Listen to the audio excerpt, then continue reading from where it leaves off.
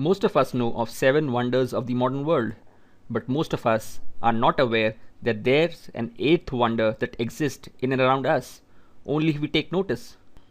Before we disclose that 8th wonder to you, here is a short story about a king and the inventor of the chessboard.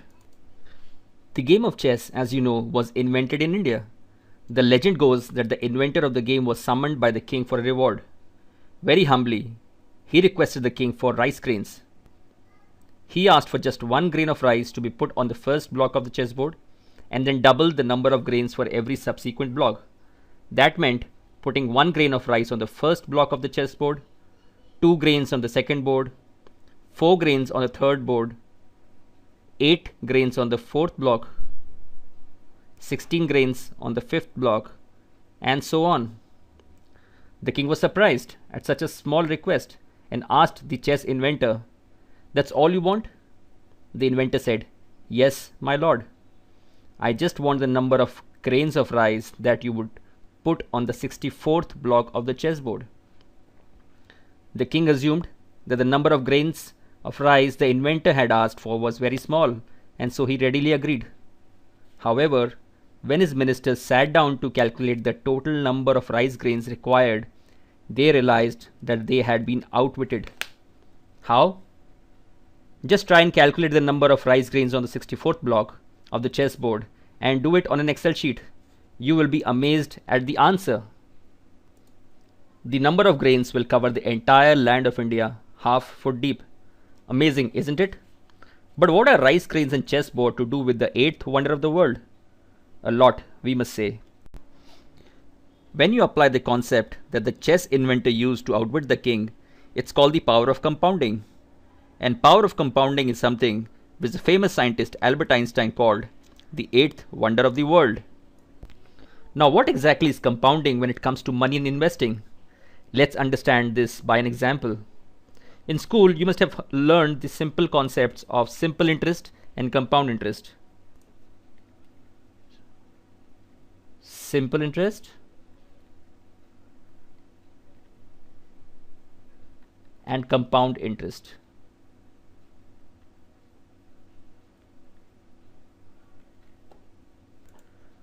When you earn simple interest on your savings, you earn a fixed amount of interest on the money you invest. Let's understand this using this. This table has three columns. The first is the year, the second is the start money, the money that you are starting with at the start of every year, and third is the amount of interest that you're earning, assuming the rate of interest is 10% per year. Now, the start of year one, assuming you invest 100 rupees using simple interest, in this year at 10% interest, your interest income will be 10 rupees. In the second year, since we are calculating returns on simple interest, your start money will again be 100 rupees and you'll be earning again a 10 rupee interest, which is 10% of your capital. In third year, we repeat the same thing, 100 rupees, and you earn another 10%, which is 10 rupees. Fourth year, 100 rupees, and again 10 rupees. Fifth year, again 100 rupees, and 10 rupees. So at the end of year 5, the total amount of money that you'll have will be the 50 rupees of interest that you've earned plus your original capital of 100 rupees, which means the total amount of money you'll have will be around 150 rupees. Now, when you look at compound interest, the interest is calculated in the following way. At the start of year 1, if you invest 100 rupees as your startup money, the interest that you'll earn in that 100 rupees will be 10 rupees, which is the same that you earned using simple interest. But what happens in the year 2? In the year 2, your startup money will not be 100 rupees, but it will be 110 rupees, which is the sum of 100 plus 10 rupees of interest which you've earned in the first year. So your startup money will be 110 rupees. On that, if you are earning the same interest of 10% per annum, you will be earning an interest of 11 rupees. In the third year, it will be 121 rupees and you'll be earning an interest of around 12 rupees. In the fourth year, it will be 133 rupees and you'll be earning an interest of around 13 rupees. In the fifth year, it will be around 146 rupees and you'll be earning an interest of around 15 rupees. So at the end of year 5, like you earned 150 rupees total using simple interest, your income, your total wealth at the end of 5th year using compound interest will be around 161 rupees. 161 rupees. Now you might wonder, but there's no major difference between 161 and 150 rupees. How is compound interest or compounding such a wonder? Well, see the magic that happens not in 5 years, but in 10 years, 15 years, and 20 years.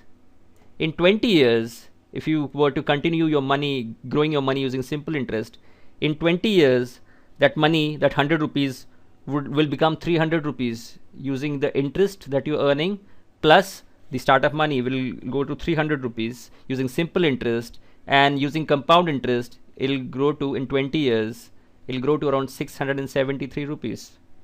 And when it comes to 25 years, in 25 years, your wealth would increase to 350 rupees using simple interest, and using compound interest, it'll grow to a huge 1083 rupees. Now the difference between 350 and 1083 rupees in 25 years is a huge 210%. This is the power of compounding. What it simply shows is that if you let your money compound for a long term, you will end up with a lot of money in your. Now, if you're an investor in mutual funds, for instance, here are some simple calculations for you that showcase the power of compounding over the long term. So let's understand using this chart. If you invest rupees 1500 per month via SIP and you continue to invest for 25 years, and assuming your SIP earns you around 12% return per year, the amount of wealth that you'll end up at the end of 25 years will be around 28 lakh rupees. So the amount of money that you'll have at the end of 25 years will be around 28 lakh rupees. This is huge. But if your money can earn 15%, so this is at 12%, if your money can earn 15% return over these 25 years, the same 1500 rupees investment per month over 25 years will rise to a huge rupees 48 lakh. Now how big is this? Just a small 3% incremental return for you over a 25-year period, but a regular amount of investment that you're making year after year after year will amount to a lot of money over a long period of time frame. This is the real power of compounding over a long period of time frame, that you regularly keep on investing small amounts of money month after month after month, but for a long term, and you'll end up with a lot of wealth to meet your financial goals in 20 years or 25 years. So finally, what are the key lessons that you learned from the power of compounding discussion that we had today? There are 2 lessons that you must not forget. The first lesson is that time and money are great friends of yours.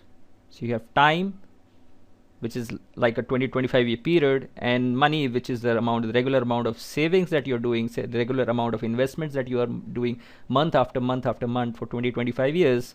These two, if you let them work together, can create huge wonders for you.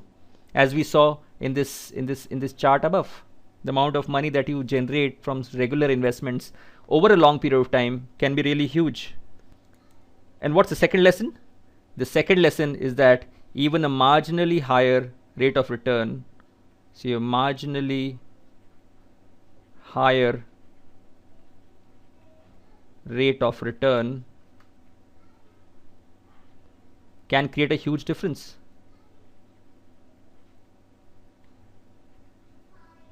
Huge difference over a long term.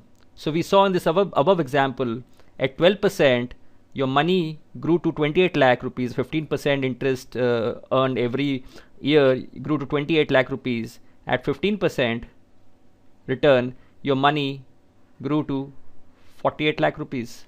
So just a 3% incremental return over a long period of time frame has left you with a lot of money at the end of this period. That is why if you want to invest your money for a long term, say 15 to 20 years, you should try and invest in assets that have the probability of giving the highest long-term returns. One such asset class is equity or stocks.